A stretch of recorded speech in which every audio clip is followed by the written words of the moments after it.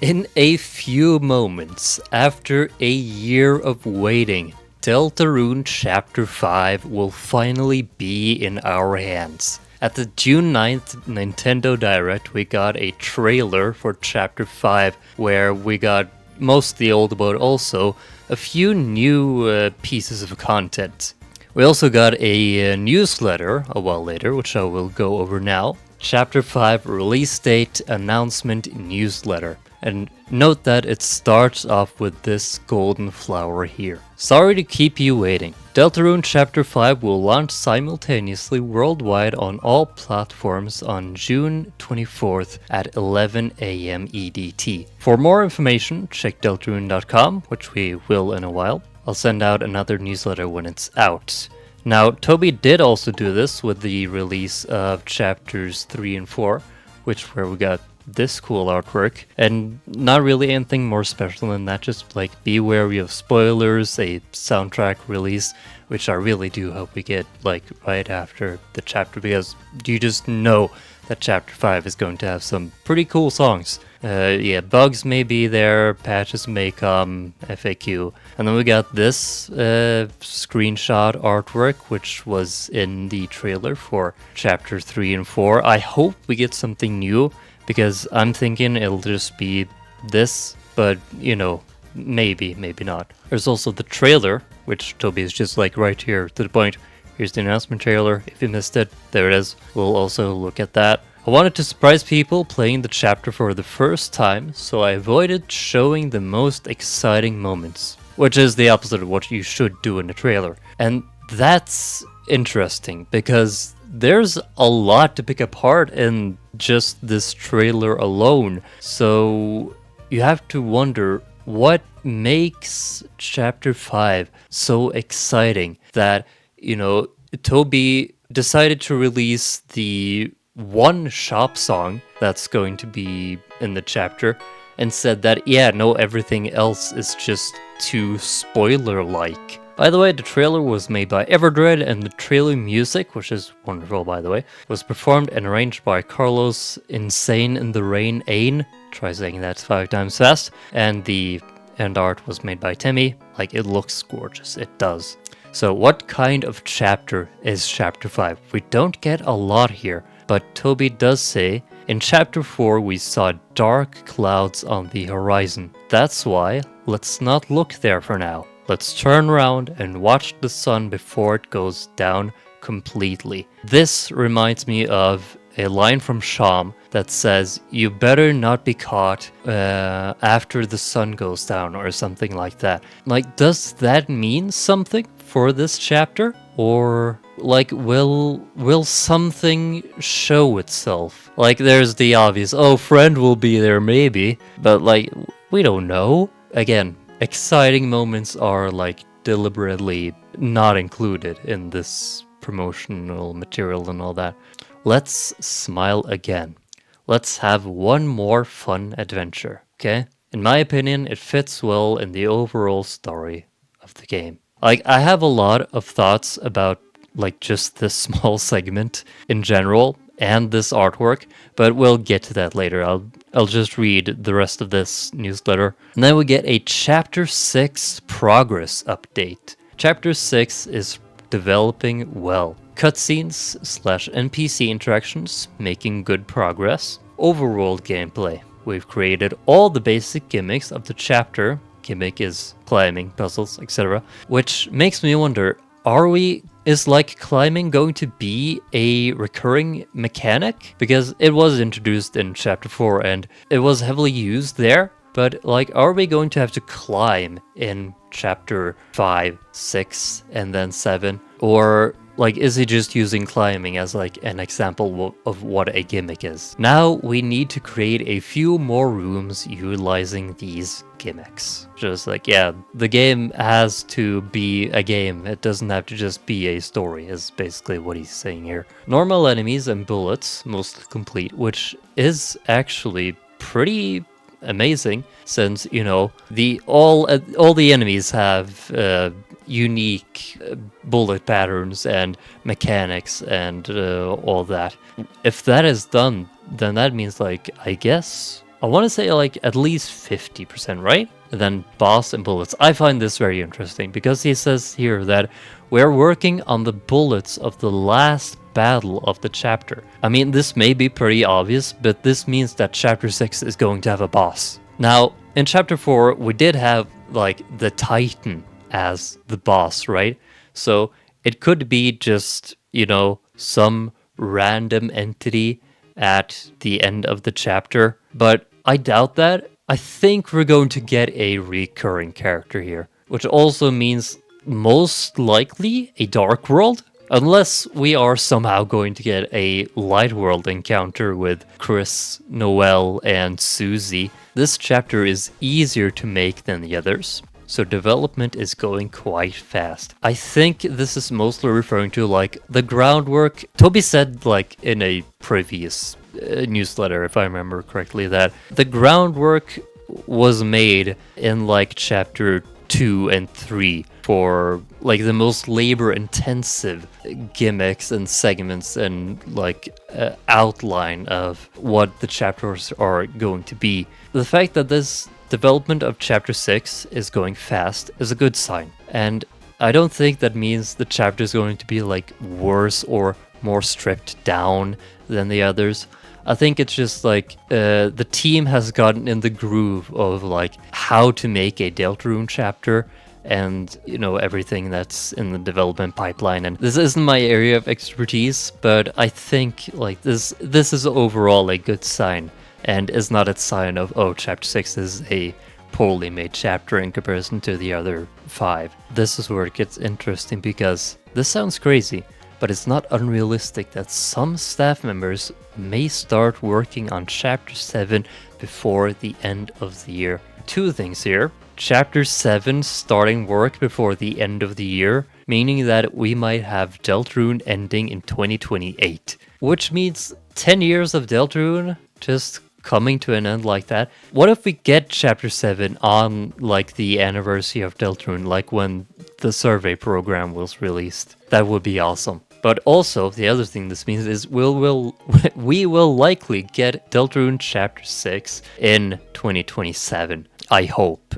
Because I don't know if I can take more than a year of Deltarune absence at this point. Also, we got merch. I'm broke, so I can't buy this anyway, but it looks cool. And then, like I said, keep in mind there was a flower at the start here. There's also a flower at the end. Could that mean something? Sorry to keep you waiting, but you'll have to wait a little bit. Oh, but we still have to wait a little bit. And then, yeah, a little bit longer. Now, on to the trailer you see here. We obviously have, Toby sprouting up from the ground. And then we get the sunflower on the set here and the Deltarune logo. And like this explosion of what looks like sakura petals, right? They also turn this like orange, yellow, or gold, maybe you could say, color. Which is interesting because we get, pink going gold. Also, these enemies here looks like rodents, as I've seen people point out. Maybe they're like some sort of playing card? I don't know. They are something. Like, I would guess they're thorns? Also, the body, I'm just noticing this now, the body reminds me of Shiren, Like you have the head and then you have the agent under. I wonder if that means something. Also, they kind of look like one of the things from Ralsei's explanation at the start of chapter 3, maybe? And then we get this, Castle Town, I presume, dojo battle with the orb thing from the kitchen in Deltarune Chapter 2.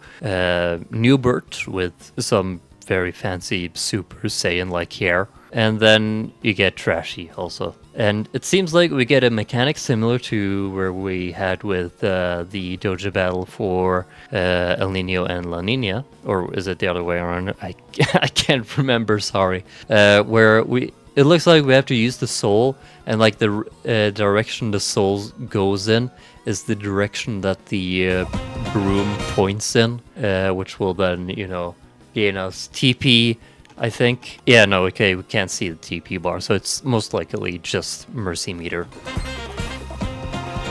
Then we get the running animations for Chris, Susie, and Ralsei, where they run over the screen and they leave behind these bars in their representative colors.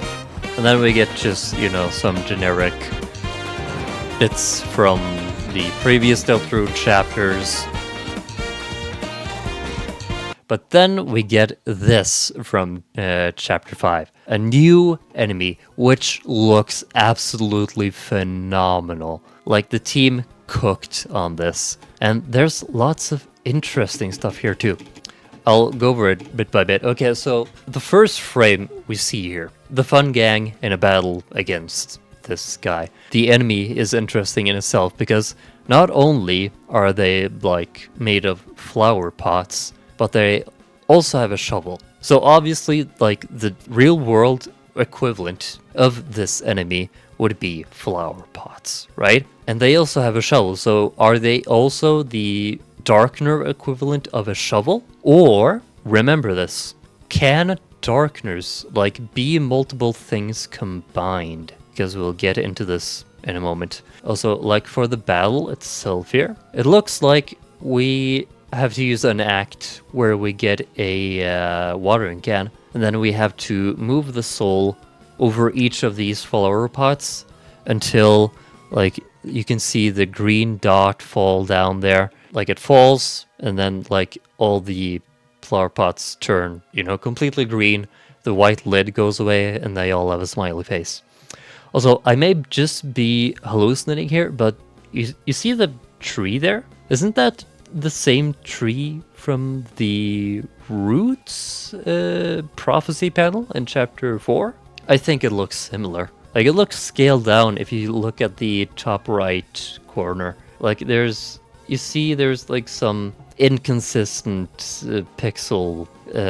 Like, it doesn't look as smooth as it should, right? Also, when, it says here, the enemy bloomed. It also, like, the sprout that the enemy previously had on its head now turns into a sakura-ish tree, or a bonsai tree, I guess you could call this. The attack still seems to go on, right? Because we get the new background, but then we also see the enemy, like, shoot these sakura petals from its head. So, like, is that just a continuation of the attack, or is it like, yep, the attack's over now? This is just like, a fancy way of signaling that or something. I don't know. And then we get this image, this sequence here of the Fungan walking up to this feather that is glowing. We have a more clear screenshot of this, which I will get to later.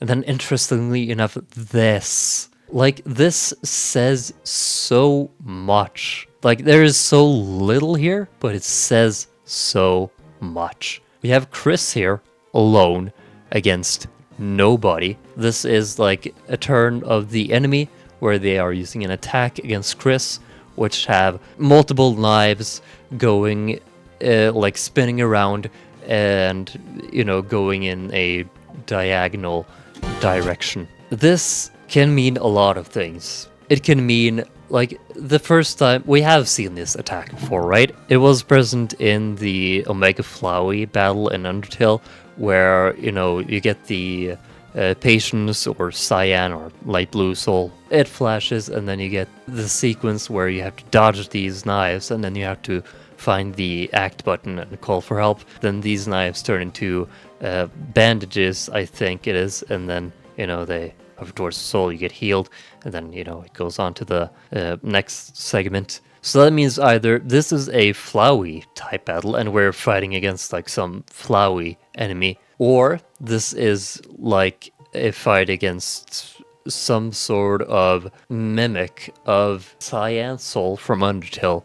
Like, for example, the cyan flower Asgore has in his shop, which I will get to Dark World locations in a while also. That's the thing I want to touch on. Or it means that, how I said on the previous enemy that maybe multiple items can combine into one darkener? Like, what if all the flowers are combined into one darkener? And that's, like, the enemy we are, or Chris is facing off against here. So, there are many possibilities, who knows. And as for, who, like the visuals here, who the enemy on the other side is, like, is this an instance where after using the attack, the enemy goes away? Like in, for example, Undertale, where Asriel, he uses his star blazing attack, I think it is. He uses that and then he like goes away from the screen, he turns invisible.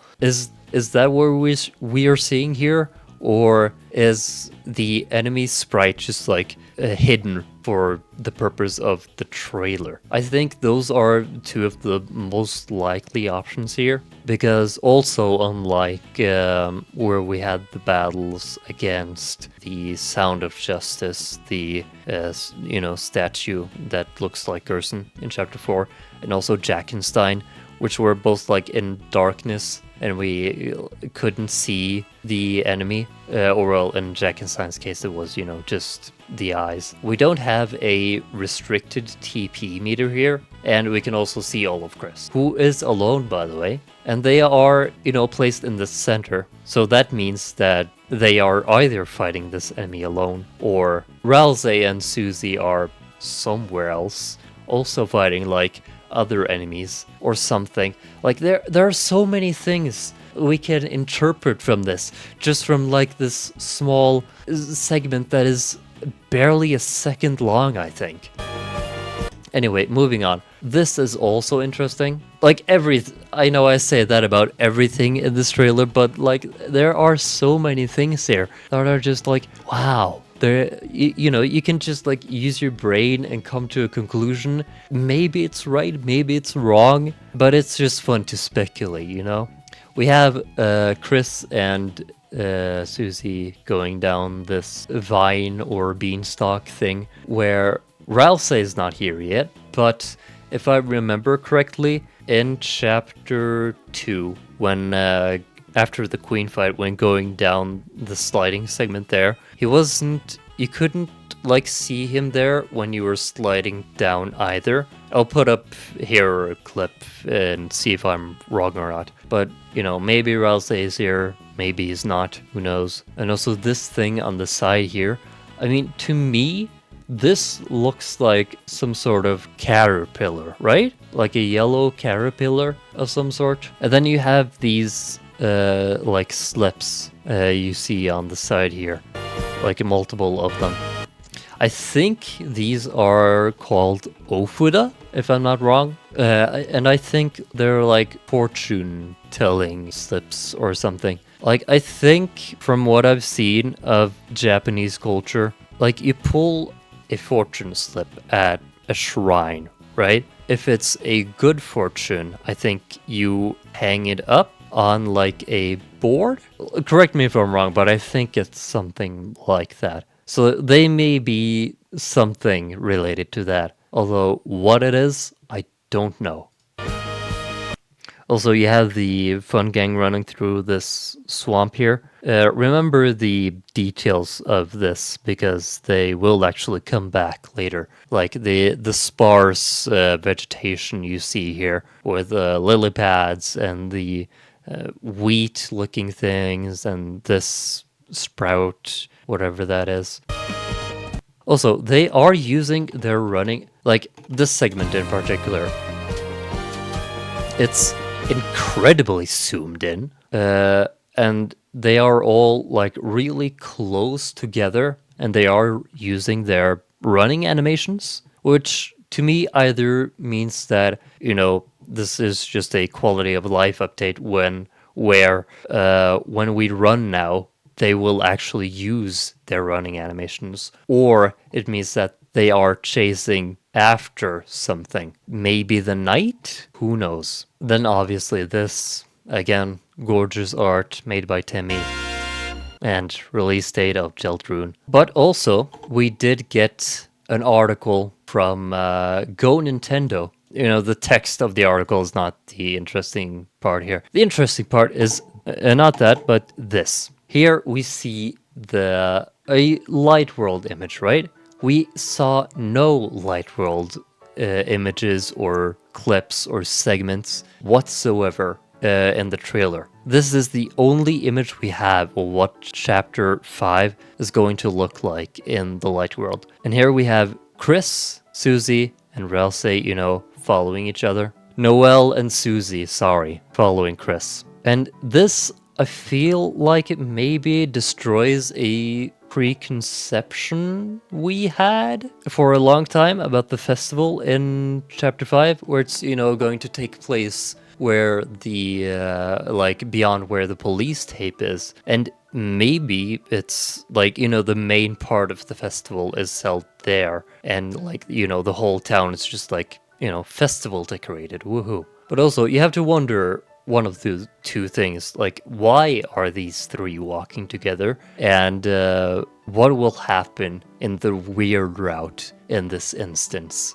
Because I imagine the weird route equivalent of this scene looks vastly different from this. Because I can't imagine having Noelle, Susie, and Chris together like this in the weird route. I think either it's just going to be the Noelle and Chris, and Susie is just somewhere else. And also Noelle, I can't imagine her looking that happy in the weird row, Also, on the topic of why are they together, I have a theory on how Chapter 5 is going to get constructed, I guess you could say, but I'll get to that later. We also have the Deltarune website updated, and it also looks amazing. There's also a really cool intro scene you can see here when you refresh. The Deltarune logo appears before it goes all sparkly, blue and pink. And then you still have those pink sparkles on the sides here. And then the blue roses, which I think I have an article here which explains the symbolism of blue roses here from, April Flora. Blue roses, simply put, blue roses symbolize secrecy, mystery, and uniqueness. To go over the three here, the first one here, mystery and secrecy. Blue roses are the symbol of mystery. They are artificial, and their creation is a complicated and special process that makes them the symbol of mystery and secrecy. If you don't know, blue roses aren't a natural occurring phenomenon. You have to chemically create a blue rose by, I think it's mostly just having a white rose suck up water with blue food coloring. I think that's the easiest way to make it. So yeah, blue roses are not, a natural thing you can find out in nature. Number 2 here, rare and unattainable. Even though growers genetically modify blue roses to appear blue, it's still extremely expensive. A blue rose thus stands for everything rare and unattainable. And number 3, unique and romantic. The unique hues and shapes of the blue rose make it the symbol of uniqueness. Its romantic associations derive from the sense of longing and discovery it evokes in us. So I think the most important parts here: mystery and secrecy, unattainable, and unique and romantic. Remember, mystery and secrecy. Asgore has a corkboard in his shop. He is clearly on the tail of something mysterious and secret, but this secret is unattainable for him. Like he says in chapter 4, soon they will all see that, they will all see the truth. It's clear that he is trying to obtain something that he can prove, whatever it is he's trying to prove, right? And then unique and romantic, obviously, you see Asgore get very, trying to be romantic with Toriel at least, especially, in chapter 4 after the church, where he ambushes her, and Chris and Susie, jumping out of the bushes and all. And then there's also this. The meaning of blue roses combined with other flowers. There are 2 ones here that I find very interesting for obvious reasons, as you will see. The first one here is number 3, yellow and blue roses. This combination means a great love of the beauty of friendship. It also significantly No, it can also signify platonic attraction towards someone. And then the other one here, pink and blue roses. This combination means love and romance, a feeling of admiration with the thought of uniqueness. It delivers the message of wanting to make someone feel unique and special. So we have two trains of thought here, platonic and then romantic. Polar opposites, in essence, right? And yellow and pink. Pink and gold. Okay, well, yellow is not gold, but you get the idea, right? Also, I said I had something to say about this art here. You notice how there's a sun here and how, dark worlds have to have darkness to exist? Think about it. The chapter 1 Dark World was in a closet, right? No windows whatsoever. The chapter 2 Dark World was in the computer lab where there were also no windows. Like, unless you count the doors to it, which there's not like a lot of light can come through there, right? The chapter 3 Dark World was created at night and also sealed at night. Even though Toriel's house or the Dreamer residence had windows, there's no light that gets through. Chapter 4.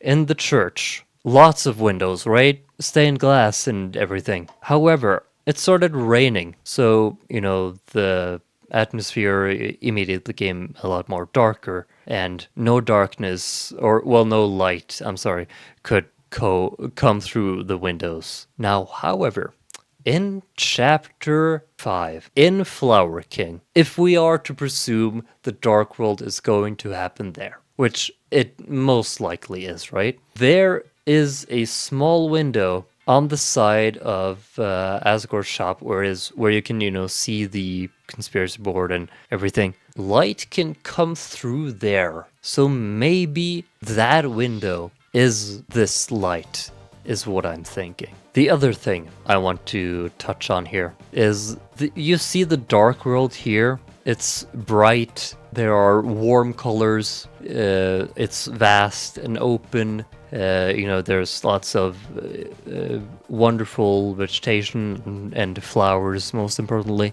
However, most of what we see from chapter 5 in the trailer is, this dark, swampy, wet area where there's, scarce vegetation and all that. And most interestingly, the borders for chapter 5 in the Dark World have this sparse vegetation-esque, dark, swampy water atmosphere to it, right? So I'm thinking Deltarune is no stranger to dynamic borders.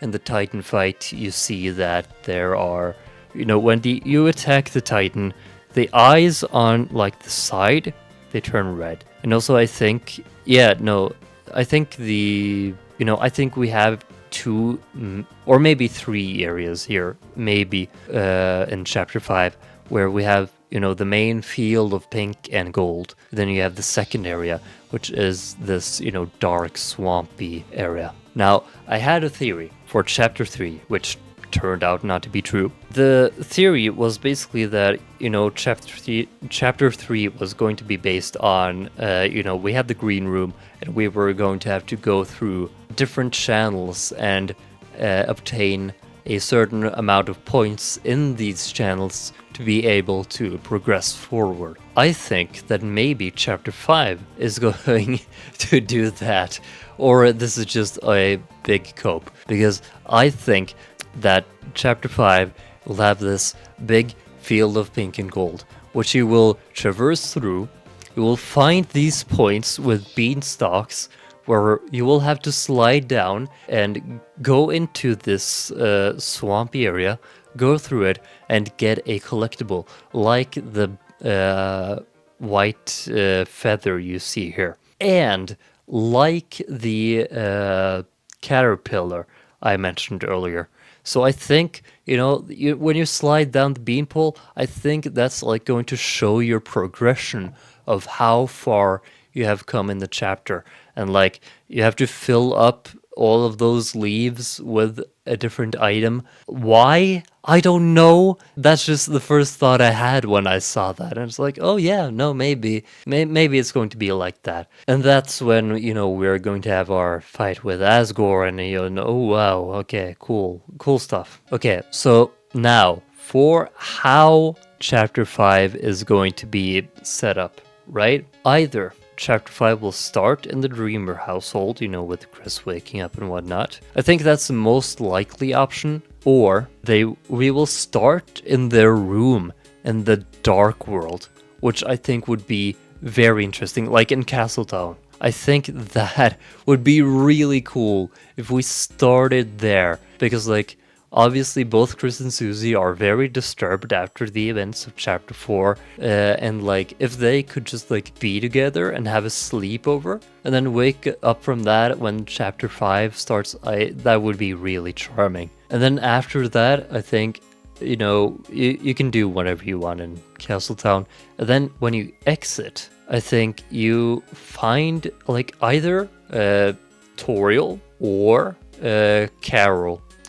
Possibly with Noelle, which would make sense with why Noelle is following us. And then you will get a quest, I guess you could say, from one of them, which will be oh yeah, we need some more stuff to fully set up the festival. Can you go grab some more stuff from Asgore's shop, which is where we will go to Asgore's shop. But then why would Noelle not follow us there? I don't know, because obviously, the main question here is, why would Asgore's shop be so Japan-themed? That's, the main thing I'm wondering. Because we also had the Famitsu art, which showed, some festival-looking stuff with, Chris, Susie, and Noelle at a festival-looking thing, which is, very Japan-styled.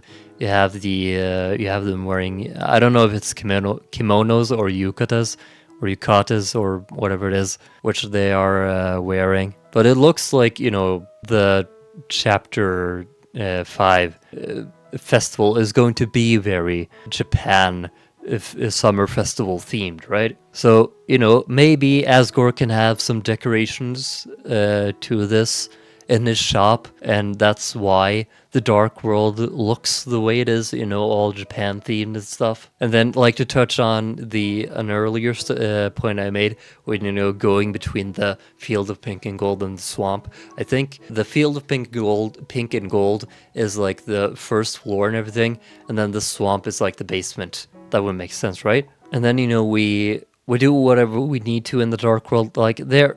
Again, I'm fixated on, Toby says that there are exciting parts which he left out, and I am so curious as to what that might be. There is obviously something is going to happen that no one can predict, no one expects, and then we're like, wow, congrats Toby, you fooled us again, tricky Tony, back at it, and that will be how Chapter 5 ends, right? I think either way it's going to blow our socks off, and we will have to wait until June 24th to find out whatever it is. But I have been talking for way too long. If you've watched all the way through here, thank you so much.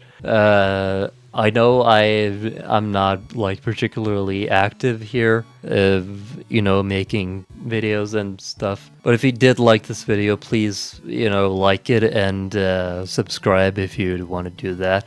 And I would gladly like to hear what you have, what your thoughts are on Chapter 5 when, before it comes out. So please comment that below, and we can start a discussion down there, because ever since the Chapter 5 trailer came out in the Nintendo Direct, I had the Direct on my other monitor and was playing Dave the Diver on my main one, and then I just looked over and I saw that stupid dog with a plant on its head. Deltarune? What?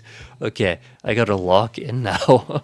But yeah, I am very excited, and I'm happy to know that we don't have to wait for fall because, like, I heard that everything that's going to be announced in the Nintendo Direct is meant for fall. I was like, oh, we have to wait that long for Chapter 5. But yeah, no, it's less than 2 weeks, or more than about 2 weeks, circa 2 weeks away. 14 days, people. 14 days. I can't wait. What do we have to? Just, a little bit longer.